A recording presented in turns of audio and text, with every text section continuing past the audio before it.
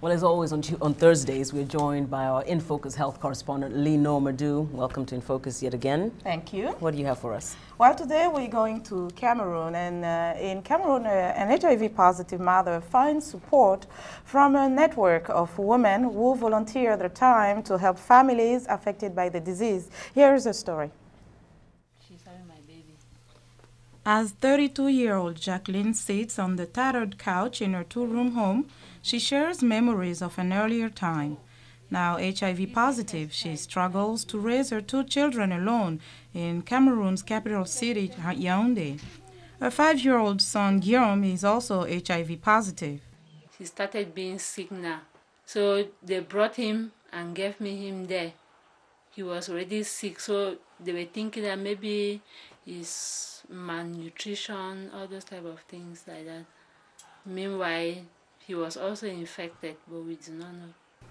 After not getting much support at the local clinic, Jacqueline decided to go to the Chantal Biya Foundation. I decided to go to Fondation Chantal Biya. They put him also on treatment. Since then, he's not having problems again. It was at the foundation that Jacqueline met Genevieve, the president of an association of positive mothers. She has been a very good sister, good everything. She's just like, in short, there's no secret that I can hide from her. She's just like my sister. It is a network of 30 women who volunteer at the hospital where they counsel families to cope with the challenges of living with HIV. Ogiate Yaye is one of the volunteers.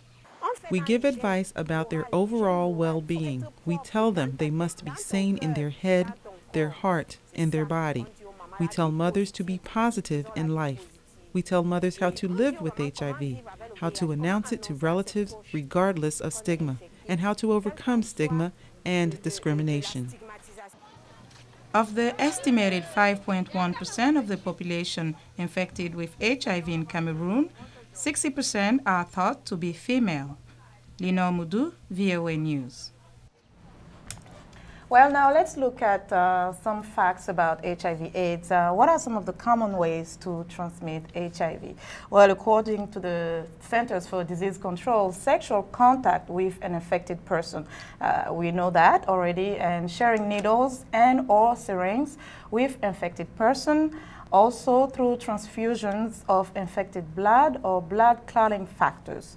And finally, babies born to HIV-infected mothers. And the second question is, how quickly do people infected with HIV develop AIDS? Because a lot of time people want to know. And the length of time can vary widely among individuals. According to UNAIDS, it can take anywhere from between 5 to 10 years. And if untreated, majority of the people who are infected will develop AIDS between 5 and 10 years. Now, when does a person have AIDS? Well, after the occurrence of some opportunistic infections or HIV-related cancers, and some of the cancers include Kaposis sarcoma, which is a cancer of the skin, and also some of the infections include tuberculosis or herpes.